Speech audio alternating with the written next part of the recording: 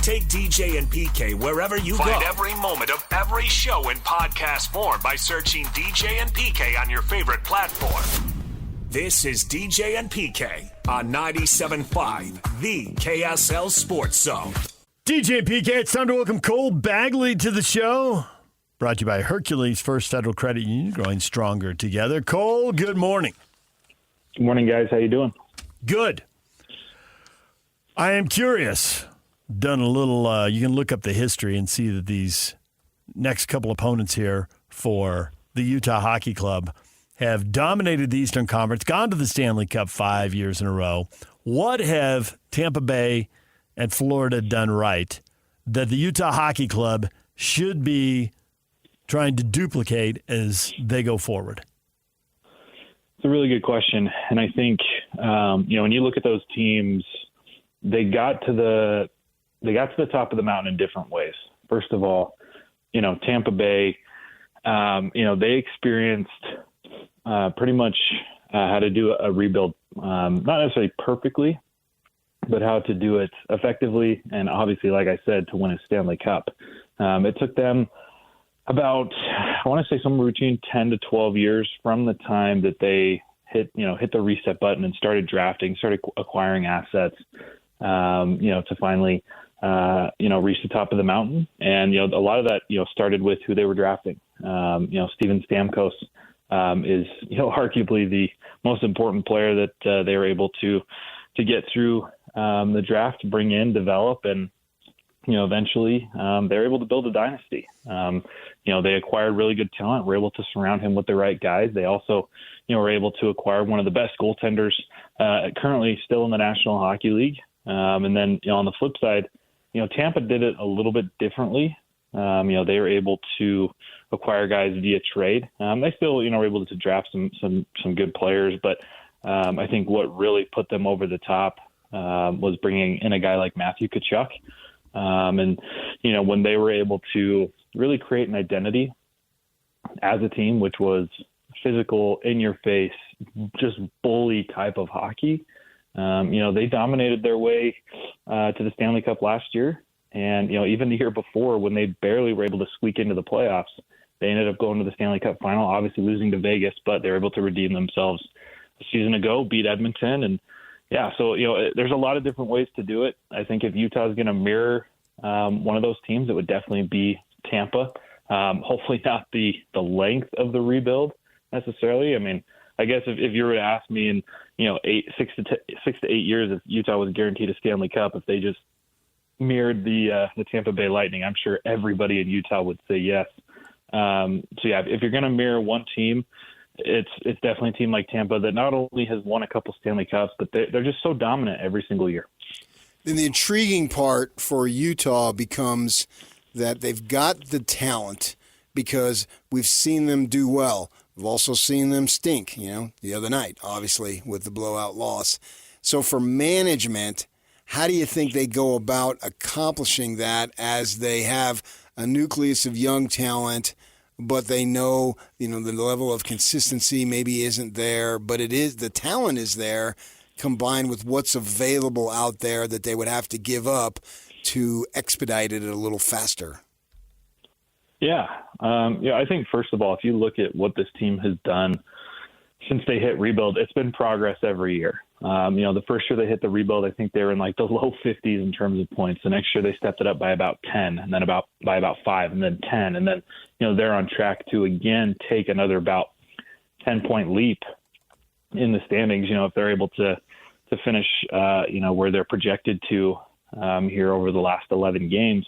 So that progress is there. And something that Bill Armstrong has said is, you can't make Logan Cooley and Dylan Guenther any older. As much as you want to plant that seed and you want to nourish it, you can't make it grow any faster. That's kind of the terminology that he likes to use there. So for the team that they have right now, it is going to take some more time.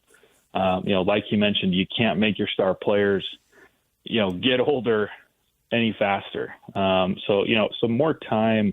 I think we're going to see the development of those two players really take the reins and lead this team in a really positive direction. To me, they definitely have, star potential and potentially superstar potential.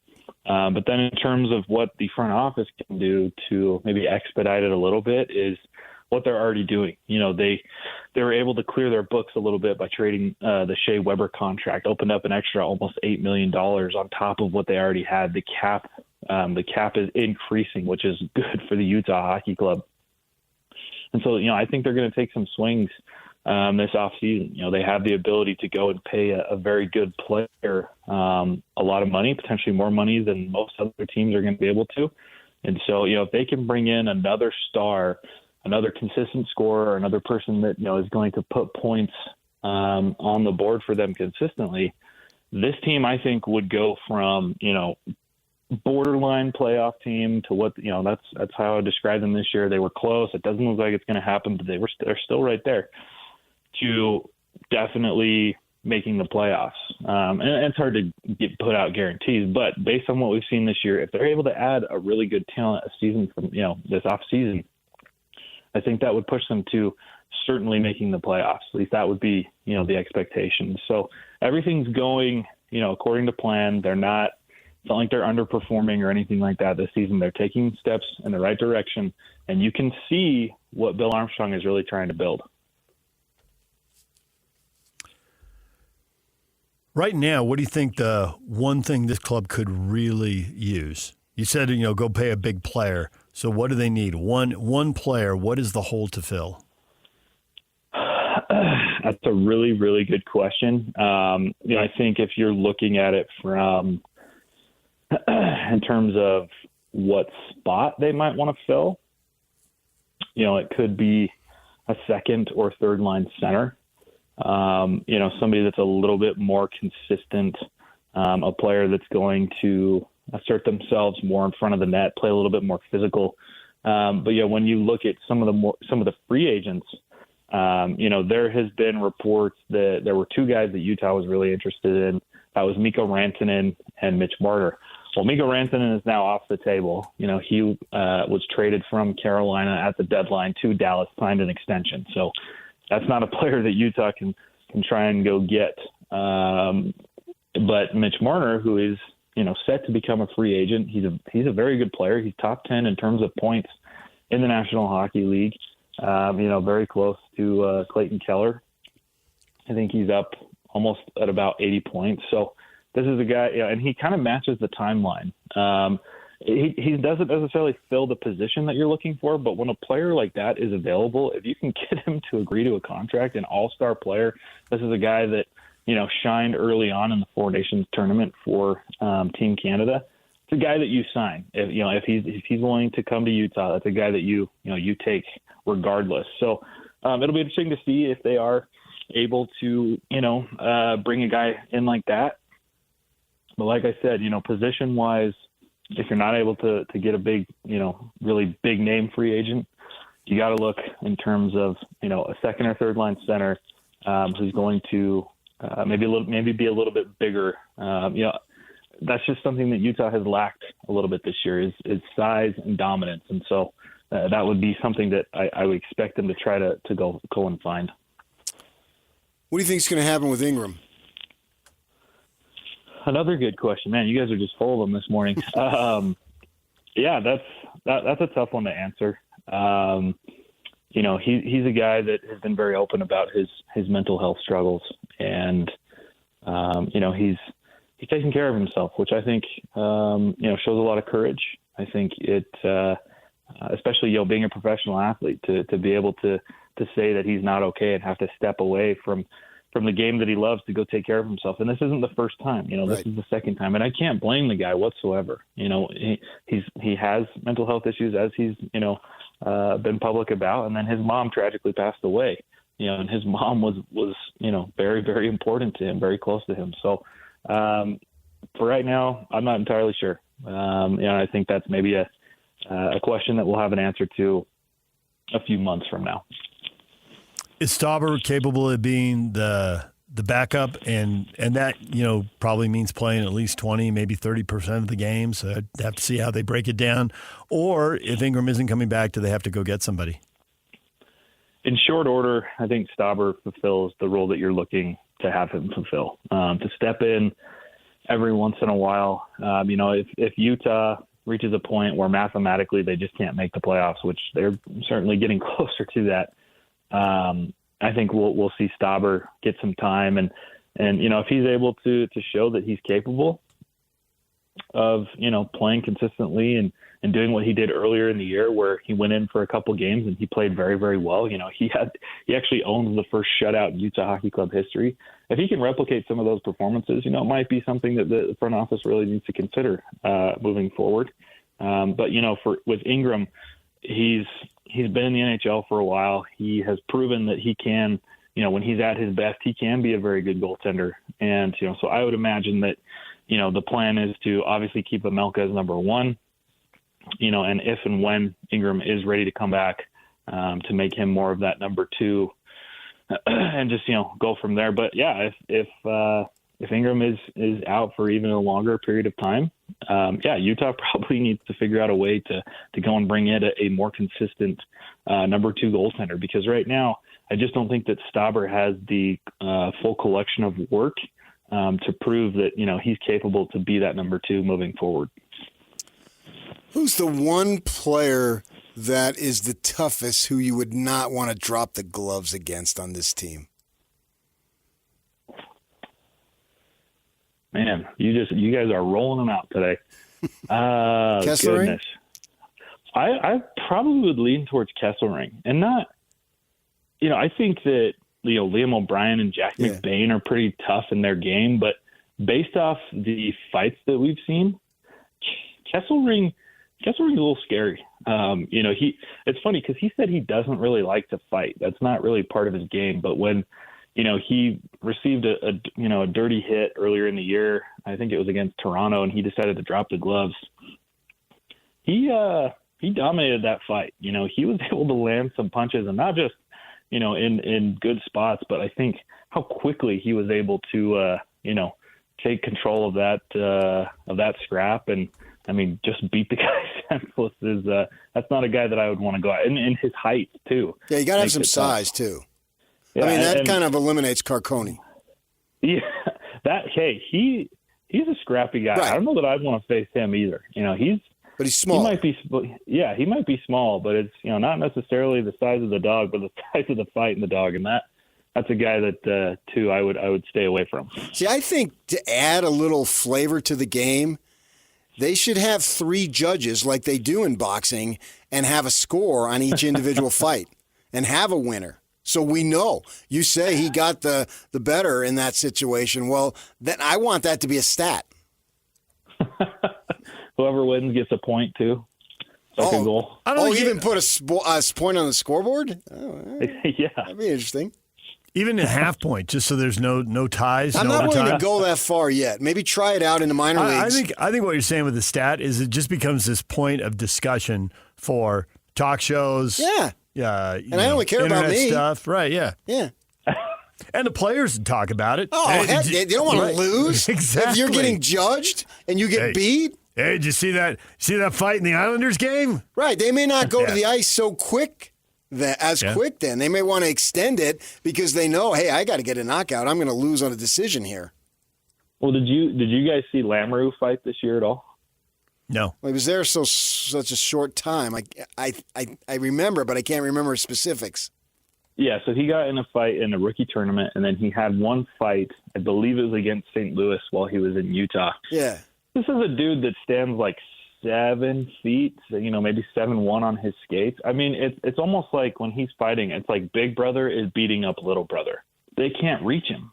He's so tall. He's up there so high. I mean, even guys that are standing, 6'4", 6'5", are having a tough time reaching Lamoureux because he's so big, and then his arm reach. I mean, he's keeping these guys at a distance, and then he's just landing blows. That too is a guy that I would not want to face on the Utah Hockey Club.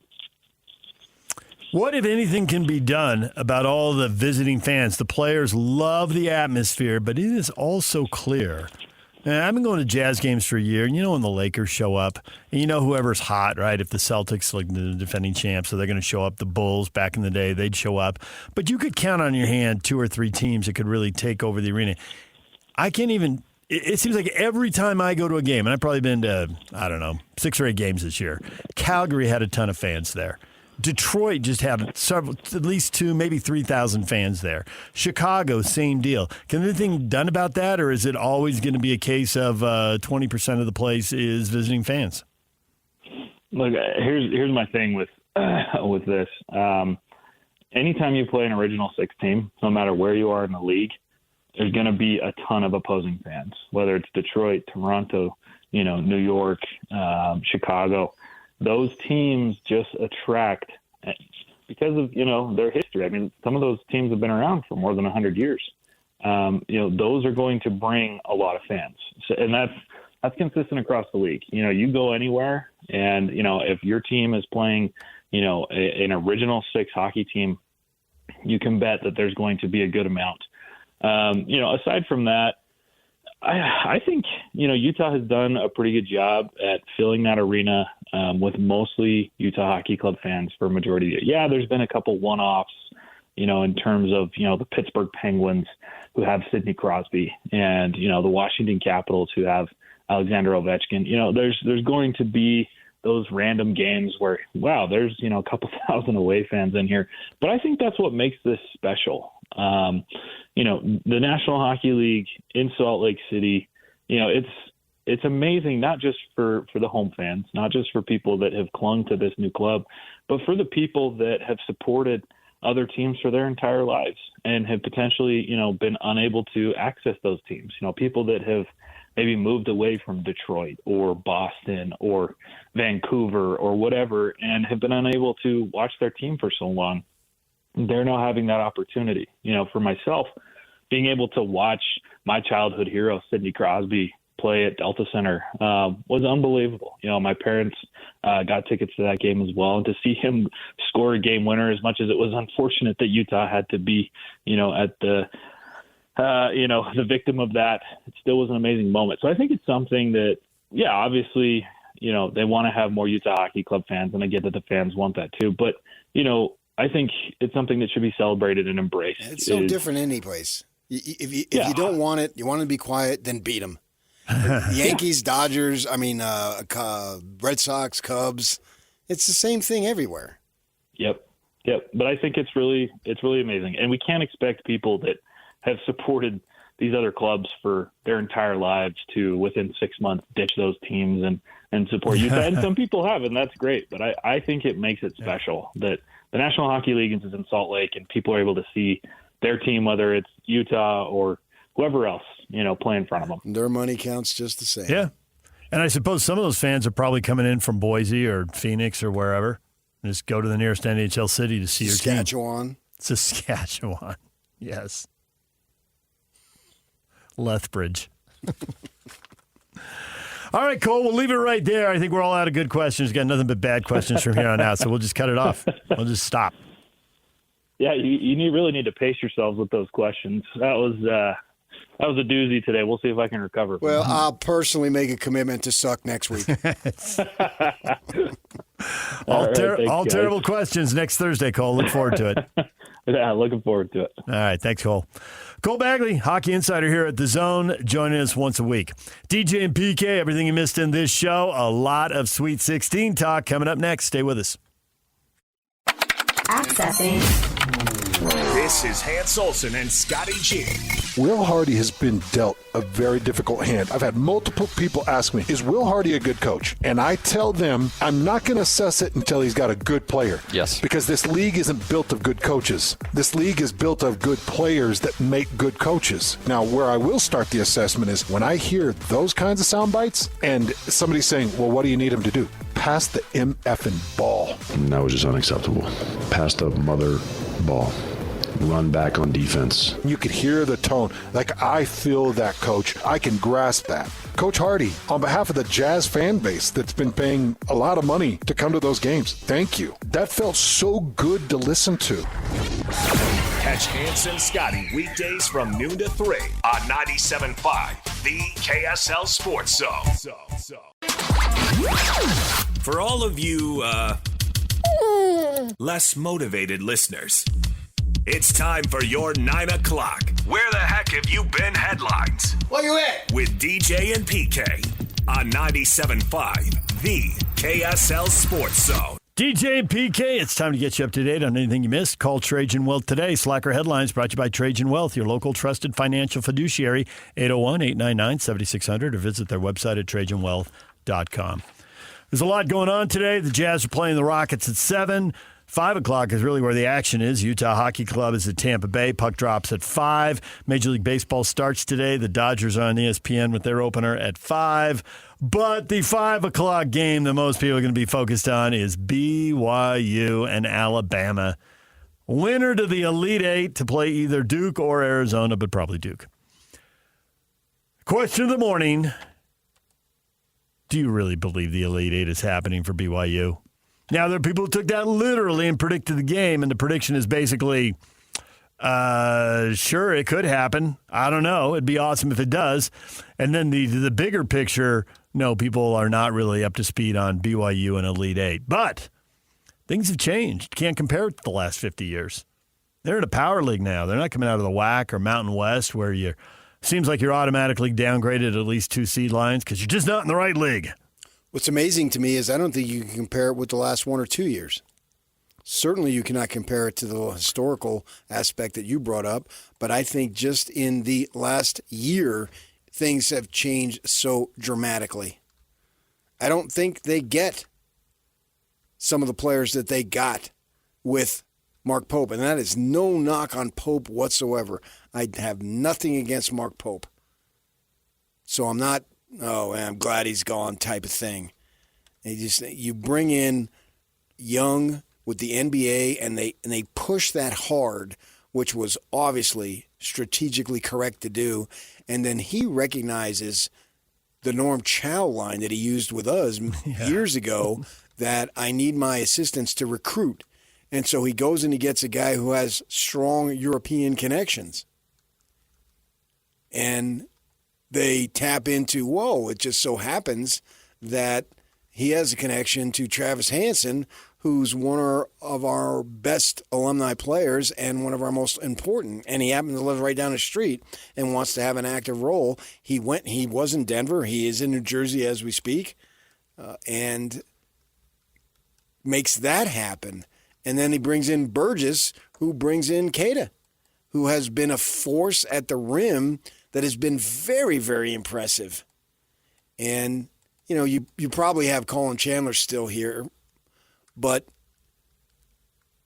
Young is able to successfully re-recruit a couple of his guys, Saunders being the lead of the pack, and he has blossomed into a big-time player. He has gone from a role player into a big-time player. He's got a little Jimmer in him in terms of progression. Jimmer took off his junior year. Right? So you're saying... Yeah, now the offense isn't set up and the team isn't set up to where he's going to put up Jimmer-like numbers and Jimmer's going to have the ball in his hands like he did at all times. In that interview I told you I heard him this morning, they asked him if you were 18 years old, what would you go back and tell yourself? And he said, I would practice more off the ball because that caught me and got me in the NBA. I was uncomfortable because I always had the ball in my hand, and we saw that obviously everything was him dominated. And Dave Rose was smart to do that. No NBA guy was willing to do that. So his career didn't produce the way he would have wanted, and for BYU fans too.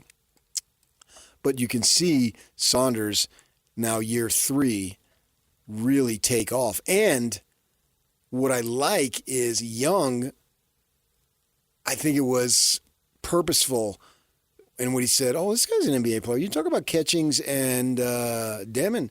Let's talk about Saunders here too, man. This guy's got NBA. And all of a sudden, he's instilling confidence in the guy. And maybe I'm overstating that, but from a distance, it seems like he was saying it with a purpose. He was, but I think he was saying it with more than one purpose. Right. I think that's one purpose, install the confidence. I think it's also the negative recruiting you're going to get. Well, they told me they can get me to the NBA. Like, A.J. DeBonce is going to get himself to the NBA. But Saunders is a guy you get to the NBA because that's clear development. He didn't come in with obvious NBA potential. DeBonce is coming in with obvious NBA potential. Yegor's coming in with obvious NBA potential. So it's good to get those guys. And as you've rightly pointed out, next year's a big year. If you're going to get the number one recruit, you got to get a lot out of him. You got to produce results. But there's also something to be said for taking a guy who isn't obviously an NBA player and refining their game to the point like maybe this guy can make it. Right. So, anybody can look at the AJ. Oh, yeah, right. But I'm not going to be him. Right. The coaching staff isn't going to get full credit for that. Right. Coaching staffs get full credit for developing Ingles or for developing Rudy Gobert. Right. You don't get full credit for developing Cooper Flagg. You just don't.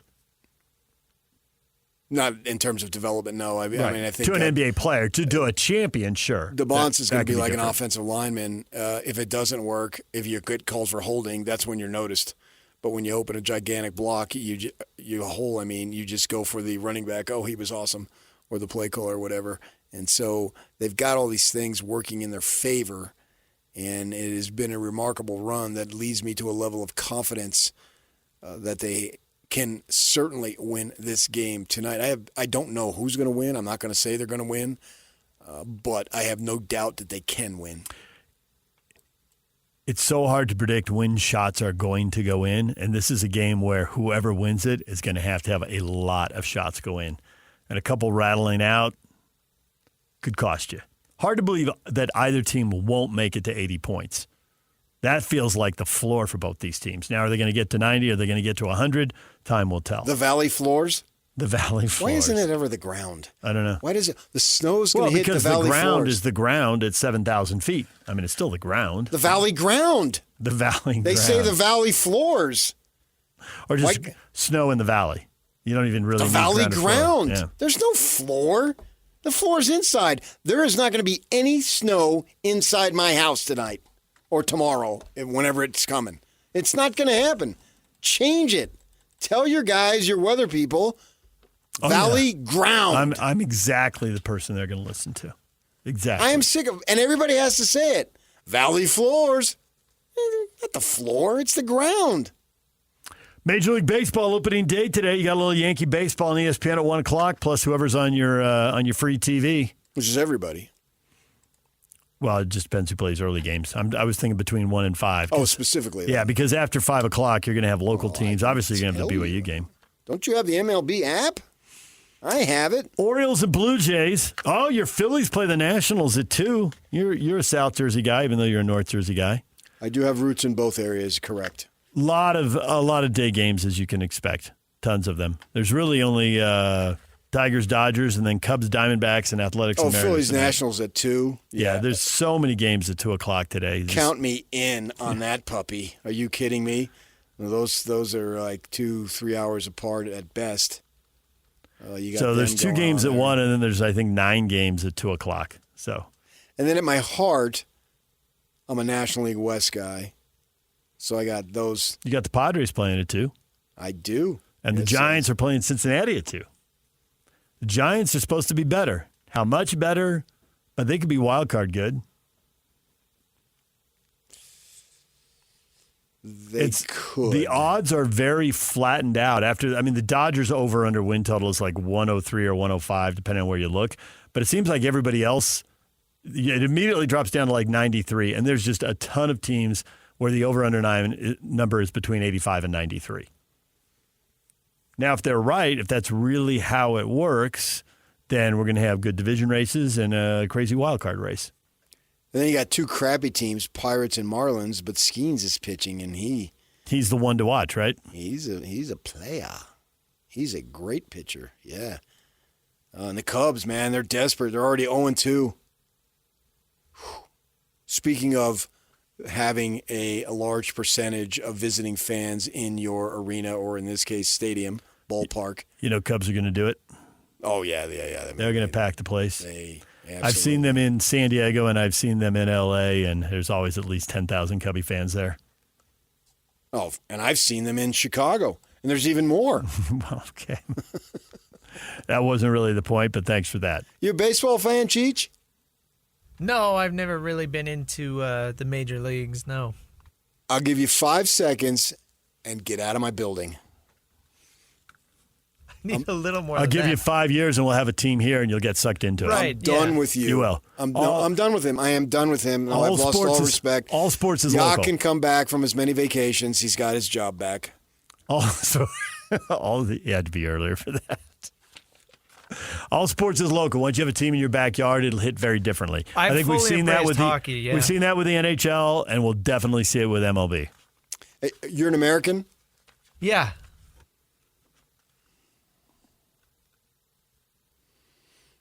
I've got nothing more to say. DJ PK, your feedback. When we come back, the poll question is up. Who's going to the regional final? What's the matchup going to be? BYU and Duke? BYU and Arizona? You broke my heart, Chicho. Bama and Duke? Oh, nice. Straight out of The Godfather right there. Have you seen The Godfather? I have seen. I love the Godfather Okay, movies. Yeah. You're nothing to me now, Chicho. You're not a producer. You're not a friend. You're not a fellow American. DJ PK, we'll come back with your feedback. We'll find out who the people are picking tonight. Stay with us. And it's all over almost here. Don't go nowhere. Ladies and gentlemen, may I present? This is JJ and Alex. Now, one thing that was thrown out there, this article starts talking about how you fix the draft odds at the All-Star break. Then you don't get this late season tanking situation. Well, the problem is you get the early season tanking situation, right? Yeah, So what's the difference? The difference is I guess the basketball in theory would be better right now. But if a team is bad enough to where they are tanking, like what makes them want to play super hard? Let's say that the Jazz, for example, would they have actually had a better record? Would their record have been, would they have 25 wins right now? 30? Doubt it. And so saying that the mid-season, like, hey, you can only tank for half of the year because then that's going to fix the late season tank. I don't know if that fixes it necessarily. I think that the NBA is in a spot where they have bigger problems than just the tank. It's the whole attitude of, I'm okay missing a bunch of games even though I'm the superstar of this team. Catch JJ and Alex afternoons from 3 to 6. Presented by G2G Bars on 97.5, the KSL Sports Zone. And now, enough of us. It's time to hear from you. From all your texts, tweets, and posts. This is the best feedback of the day. Ooh, I was there. It's the best game of my life. With DJ and PK on 97.5, the KSL Sports Zone. Nominate the youth sports volunteer that you know for the Hercules Hero of the Week. Submit your nomination at kslsports.com/contest. And listen every Thursday afternoon to JJ and Alex are the winner. That's today. Help us celebrate the efforts of those volunteers making an impact with the Hercules Hero of the Week. And it's sponsored by Hercules First Federal Credit Union and Beehive Meals. DJ and PK, question of the morning. Do you really believe the Elite Eight is happening for BYU? Daniel Carlson at BYU Watch. Elite Eight? You mean a natty. And then the gif of the rock. No more questions. Well, I am, as I said all morning, not that they can beat Alabama. That's not the issue. But the fact that they are an Elite Eight program and it doesn't look like it's a fluke. And I'm having a hard time grasping that. When I say a fluke, not this year, I'm talking about going forward. I don't think they're going to have to wait 14 years or 30 years in Sweet between. 16 and now you want my brain to comprehend Final Four and a natty? Yep. That's impossible. I would need a lobotomy at that point to be able to comprehend that. A lot of people might be in favor of that. Be careful. That hurts me that you would say that. I know, because I but think thought that about I've built up a lot of goodwill with my humanity. It's a mixed bag, to be honest. Trevor at BYU Cougar Corner. Honestly, no. That's where you are. That face right there. Honestly, no. Yeah, it's not about beating Alabama. It's about the stature of the program. And thinking that this isn't a one-off. I don't Whether they think, do it next year or the year after. As I just said, they're not going to have to wait 14 years, I wouldn't think, to be in this exact same position. I don't know that they'll get there, but to be in this position, I would be surprised if it were 14 years later. And you don't know. I mean, Rutgers had a lot of talent at the top end, but didn't even make the tournament. But I don't think BYU's in that position. I think that this is a solid contending club. We're going to get to the point where it's not about did you get to the tournament. It's going to be what did you do in the tournament. And that's hard to wrap around, man. I mean, Mark Pope was a good coach, and he didn't go every year. But, I think we underestimate, too, the transfer portal, the NIL, Young's NBA connections. Those are all true. But I also think we need to talk about the improvement from West Coast Conference to Big 12. And you could have had Joe Blow in there, and your program should be better because kids will want to play. They did not want to play in the West Coast Conference. I mean, that's a fact. I know some people got upset when I said that early on. But it's true. The Big 12 has an allure. It's Obviously. multiple levels higher. Yeah. It's exciting to go into these buildings that are premier. packed. Yeah. Yes. Lottery picks come from that conference. Lottery picks don't come from the West Coast Conference. A quarter of the Big 12 is playing in the Sweet 16. Gonzaga's had few. Few has had lottery He's been picks to the at Final Gonzaga. Four, and he's had lottery picks. And that's great, but that's twice a year. Right. Maybe three Right. times probably in the tournament. Here, it's so many different teams, game after game. Do you really believe the Elite Eight is happening for BYU? And Isaac says, something that hasn't happened since I was 2 and the greatest athlete in school history was on the team. A lifetime of PTSD has me believing Greenland has a better chance of becoming a state first. In other words, no, he can't believe it. And I'm up for those guys joining the union, just like I was Utah joining the Pac-12. But the whole country just being a singular state, if I'm Texas, I'm irritated. Well, Texas has the right to break into 5 states anytime they want. No, you want to be the biggest state. Oh, okay. That's, So Texas, no, it's the other way. It's the other way. Yeah. Texas is upset. Texas and Alaska don't want anyone coming in who's bigger. If we want Canada, great, but not as a whole. So let's break it up a little bit. It's like, you had the Jordan District, and that was so overwhelming, they broke it into the Canyons District, and they still had the Jordan District to make it local. All politics is local. There you go. Yeah. Who's going to the regional final? The poll question. I should have put it up earlier. My bad. I just put it up in the last segment, and we already have about 100 votes. 45.7% believe it'll be Duke and BYU. 42.6% believe it'll be Duke and Alabama. Arizona and BYU getting 6.5%. Arizona and Alabama getting 5.3%. Well, for Big 12's sake, I would like to see Arizona and BYU. Oh, that'd be something. Send the ACC and the SEC home. Send home Duke and Bama. That'd be the Big 12. The Big 12 commission would be calling the press conference in a heartbeat. Your mark would be strutting like Ron Boone's impression of George Jefferson that you told me about. He does have a good one. I've never seen it, but you've told me about it. It's awesome.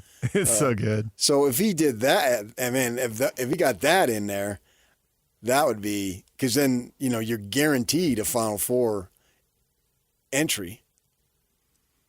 And maybe Tech can do it on their end of it.